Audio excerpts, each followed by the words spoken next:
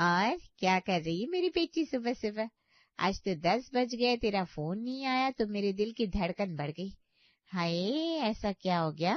मेरी नेहा ने मुझे सुबह से फोन क्यों नहीं किया? अरे मम्मी, इन सबको जानती तो हो आप, सबके सब एकदम कछुआ चाल वाले हैं।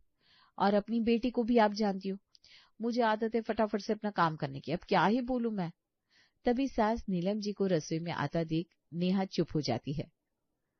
नेहा बहू, वो आज पापा जी को जरा जुकाम सा लग रहा है, तो उनके लिए मैं मसाला चाय बनाने रख रही हूँ, जरा छान कर ले आना। हाँ हाँ हाँ, क्यों नहीं मम्मी जी, आप रख कर जाओ, मैं लाती हूँ ना छान कर।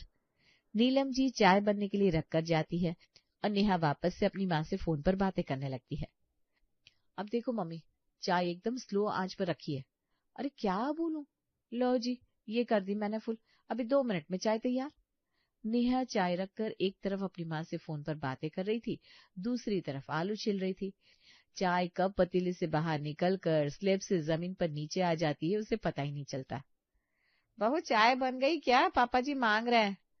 सास को देखकर नेहा सक पका जाती है, तब उसे याद आता है, हाय चाय तो रखकर भूल गई वो।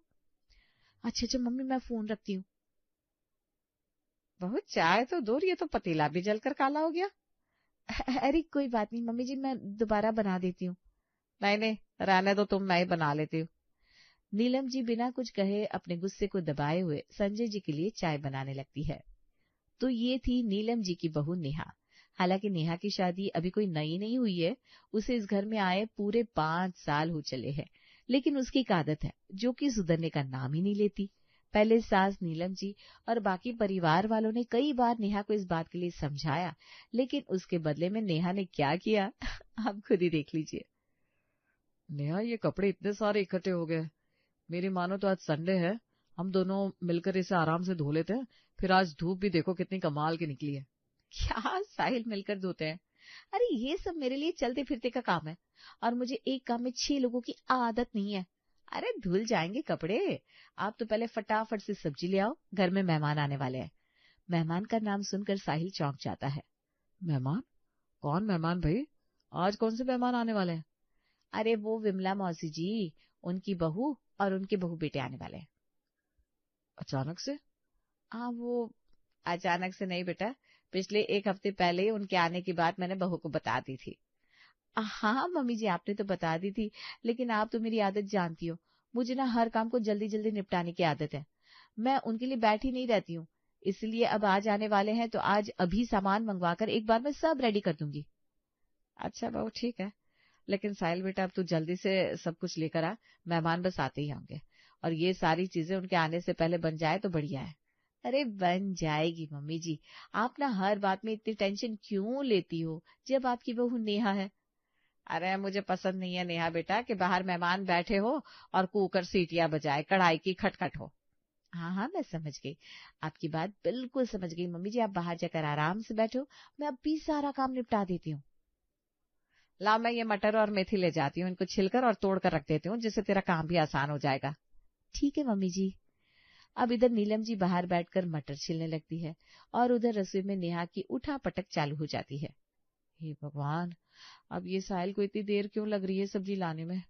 जरूर कहीं किसी से पंचायत करने लगे होंगे, मैं इनको अच्छे से जानती हूँ। नेहा साहिल को गुस्से में फोन घुमाती है। क्या है साहिल, कहाँ हो, कितनी देर हो गई, किससे बात करने में बिजी हो?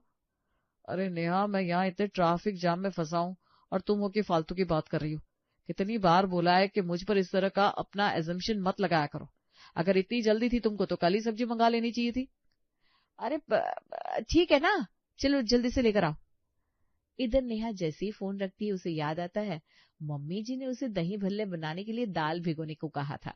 हे भगवान, मैं कैसे भूल गई। अब उसके बिना काम भी नहीं चल सकता, और अब इतनी जल्दी बनाना पॉसिबल भी नहीं है। क्या करूं क्या करूं? हाँ, ये आइडिया सही रहेगा। अब नेहा अपने आइडिया को अंजाम देने में लग जाती है, तब तक साहिल सब्जी लेकर आ जाता है और फिर नेहा बनाना शुरू करती है। बहू, ये रहे मटर, ये रही मेथी, बस अब जल्दी से निपटा ले, मौसी और उनकी बहू आते ही होंगे। जी जी मम्मी जी। नीलम जी रसोई की हालत देखती है, कहीं मसाले फैले हुए हैं, कहीं तेल बिखरा हुआ है। उन्हें देखकर गुस्सा तो बहुत आता है, लेकिन वो अच्छे से जानती थी उनकी नाराजगी को नेहा समझने वाली ही नहीं है। वो धीरे धीरे खुद ही सामान समेटने लगती है और तभी टिंग टोंग दरवाजे की घंटी बजती है। मेहमानों के आने की घंटी सुनकर नेहा के दिल की घंटी बजने लगती है। हे भगवान, अभी तक तो सब्जी से सही से फ्लेवर भी नहीं आया होगा, अब क्या करूं? एक काम करती हूँ, गैस फुल कर देती हूँ। अब नेहा गैस फुल करके जल्दी जल्दी सलाद बनाने लगती है। अभी वो सलाद बना रही थी तब तक उसे कुछ जलने की बदबू आती है। हे भगवान, लगता है सब्जी जल गई। जल्दी से सब्जी कढ़ाई से निकाल कर पतीले में पलटती है। अब क्या करूं, क्या करूं? तभी बाहर से आवाज आने लगती है। नेहा बहू, सबके लिए पानी लेकर आओ बेटा। जी जी मम्मी जी, लाई। अभी सब बैठे ही थे। और विमला, कैसी हो तुम? खाना लगवाया जाए, खाने का समय भी हो चला है। हाँ हाँ जीजा जी, खाना लगवा ही लो, बड़े जोरों की भूख लगी है। सब खाना खाने के लिए टेबल पर आ जाते हैं। अरे वाह, ये दही भल्ला तो बहुत ज्यादा टेस्टी बना है। हाँ भाई, आखिर हमारी बहू ने जो बनाया है। अच्छा जीजी, तुम्हारी बहू तो बड़ी होशियार है, इतना अच्छा बना है। घर पर बना हुआ है लेकिन बाजार वाले को फेल कर रहा है। वाकई में दही भल्ला बहुत टेस्टी है, बिल्कुल बाजार जैसा। थैंक यू भाभी। मुझे भी सिखा देना, किसी दिन मैं भी टाइम निकाल कर तुमसे जरूर सीखने आऊंगी। अरे भाभी, आप जब भी चाहे तब सीख लीजिएगा, मैं आपको सिखा दूंगी। अभी सब खाना खा ही रहे थे, तभी सीमा कुछ लेने रसोई में आती है। नेहा, मुझे एक चम्मच चाहिए था, कहाँ रखे हैं? भाभी वो उधर स्टैंड में रखिए, ले लीजिए ना। नेहा को हड़बड़ी में ध्यान नहीं रहता कि वो कितनी बड़ी गलती कर बैठी है। तभी सीमा की निगाह सामने पड़े हुए कंटेनर पर जाती है। अरे नेहा, तुम तो कह रही थी कि दही भल्ले तुमने खुद बनाए हैं, लेकिन ये तो बाजार की पैकिंग है। इतना कहकर सीमा जोर जोर से हंसने लगती है। तभी सास नीलम आ जाती है। अरे क्या हुआ सीमा बहू, बड़े जोर से हंस रही हो? कुछ नहीं मौसी जी, आपकी बहू के हाथ से बने दही भल्ले की पैकिंग देख रही थी। ये देखकर नीलम जी एकदम शांत हो जाती है और बड़ा ही शर्मिंदा महसूस करती है। फिर नीलम जी रोटी लेकर बाहर जाती है तो, क्यों जीजी, बहू ने बाजार के दही भल्ले परोस दिए और तुम कह रही थी घर पर बनाए हैं? अरे अच्छे लगने चाहिए ना, चाहे जहाँ के भी हो विमला। जैसे तैसे करके नीलम जी अपनी बहू की हुई गलती पर पर्दा डालती है। लेकिन बहू थी कि जो सुधरने का नाम ही नहीं ले रही थी और गलती पर गलती, गलती पर गलती किए जा रही थी। फिर एक दिन, अरे मम्मी जी, आप अभी तक सोच रही हैं, लाइए फटाफट से मुझे दीजिए ये हलवा, मैं अभी यूं चुटकियों में बना देती हूँ। नेहा जल्दी से गैस फुल करके रवा को भूनने रख देती है। कुछ ही देर में रवा जलने लगता है। फिर नीलम जी भागती हुई रसोई में आती है। अरे अरे अरे, मैं तो भूल ही गई। मम्मी जी कोई नहीं, थोड़ा सा ही जला है और वो जला वाला पोर्शन ना हटा देती हूँ मैं। थोड़ी देर बाद जब सब खाना खाने बैठते हैं, हलवे में से कुछ जली हुई सी महक आ रही है, नहीं? हाँ तो क्या हुआ, कभी कभी कुछ जला हुआ भी खाना चाहिए, उसपे कोई हर्ज थोड़ी ना है। लेकिन बहू, हलवा तो धीमी धीमी आंच पर भुना हुआ अच्छा लगता है। अब मैं वो मम्मी जी के जैसे 1 घंटे तक खड़े खड़े धीमी आंच पर भून नहीं सकती। अपना तो सीधा सा फंडा है, जल्दी से काम को निपटाओ। लेकिन बहू, कई बार ये जल्दबाजी हमको बड़ी ही महंगी पड़ जाती है। मम्मी जी, यहाँ ससुराल में ही मैं सब ज्यादा सुनती हूँ, मेरे मायके में तो सब मेरी तारीफ करते नहीं थकते थे। नेहा वहां से उठकर जाने लगती है। अरे बहू, खाना तो खा लो। अरे कपड़े धोने जा रही हूँ मम्मी जी। बहू, कपड़े तो बहुत सारे हैं, मैं तेरी हेल्प करा देती हूँ। हम दोनों एक साथ मिलकर साफ कर लेंगे, जिससे आज सारे कपड़े भी निपट जाएंगे। पहले यहाँ बैठकर तू ढंग से खाना तो खा ले। अरे नहीं नहीं मम्मी जी, मैं कर लूंगी, मुझे एक काम के लिए 4-4 लोग नहीं चाहिए। अरे नहीं बहू, सच में मेरा खाना भी हो गया है, मैं कपड़ों की बाल्टी छत पर ले जाती हूँ, तू भी खाना खाकर आ जाना, धूप में बैठकर आराम से धोएंगे। क्या मम्मी जी, बाल्टी छत पर ले जाते हैं? अरे आप यहीं रुकिए, मैं अभी थोड़ी देर में इन सब कपड़ों को निपटा देती हूँ, मुझे हर काम इतना बढ़ाकर करने की आदत नहीं है। अरे बहू, लेकिन अरे लेकिन कुछ नहीं मम्मी जी। इतना कहकर नेहा सारे कपड़े ले जाती है और एक साथ साबुन के पानी में भिगो देती है।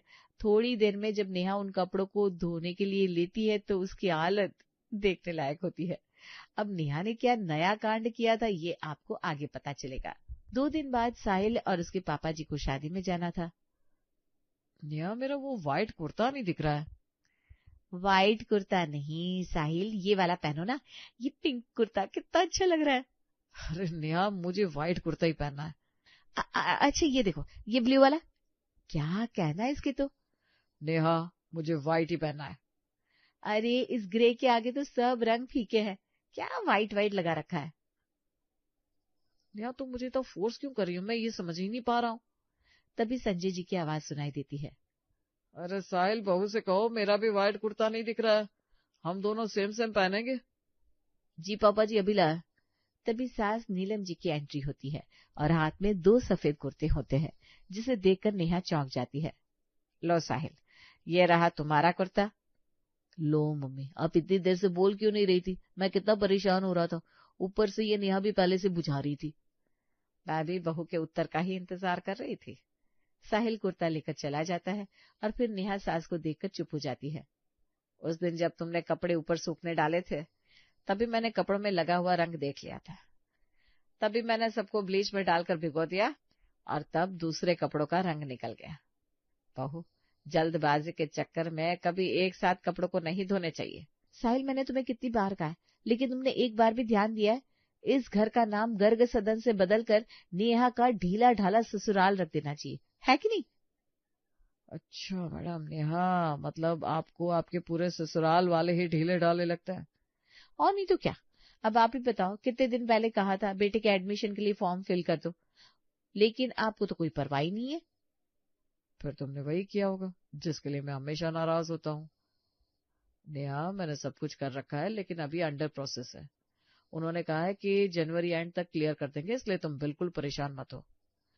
मुझे तुम्हारी बातों पर जरा भी विश्वास नहीं है। मैं देख लूंगी अपने लेवल पर मुझे क्या करना है, तुम सब एक ही तराजू में तौलने लायक हो। और इतना कहकर नेहा वहां से नाराज होकर चली गई। फिर 2-3 दिन बीतते हैं और एक दिन शाम के समय नेहा काम खत्म करके अपने रूम में पहुंची थी कि उसके फोन की घंटी अचानक से बजती है। हेलो जी, कौन? हाँ जी बिल्कुल करवाना है। आपके स्कूल से बात कर रहे हैं? अच्छा, ठीक है, मैं आपको अभी शेयर करती हूँ। नेहा सारी बातें करने के बाद फोन रखती है और कुछ उठा पटक करने में लग जाती है। अरे यार, मेरा आधार कार्ड कहाँ गया और मेरा पैन कार्ड ये रहा। साहिल का आधार कार्ड, पैन और ये मेरे बाकी के सारे डॉक्यूमेंट्स जल्दी से उसी नंबर पर शेयर कर देती हूँ। सही है, मैं भी ना अपने लेवल पर कर लेती हूँ काम। इन सब के बस का तो कुछ भी नहीं है। आज बताऊंगी साहिल को कैसे करवाया जाता है स्कूल में एडमिशन। हाँ नहीं तो मुझे बेवकूफ बना रहे। ये देखो, मेरे पास खुद स्कूल से चलकर कॉल आ रहा है।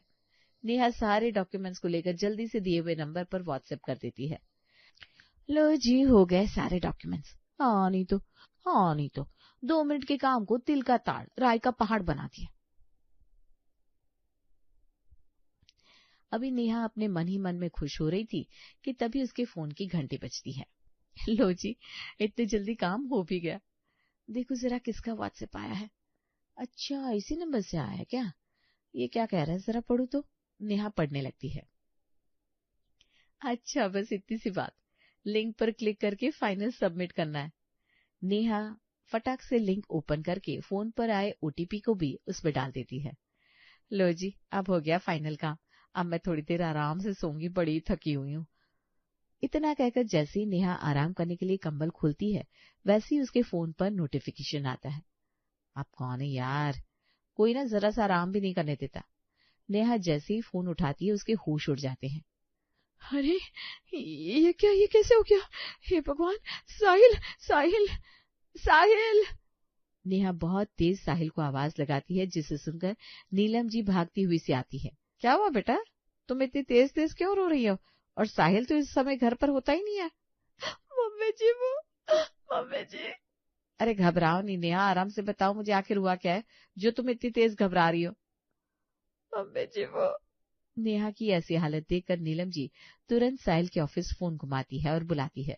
साहिल भागते हुए घर आता है। क्या हुआ मम्मी, आपने मुझे अचानक से घर क्यों बुलाया? अरे बेटा, ये बहू कुछ बता भी नहीं रही है और तो और बस रोए जा रही है कब से। साहिल नेहा के पास जाता है। क्या हुआ नेहा?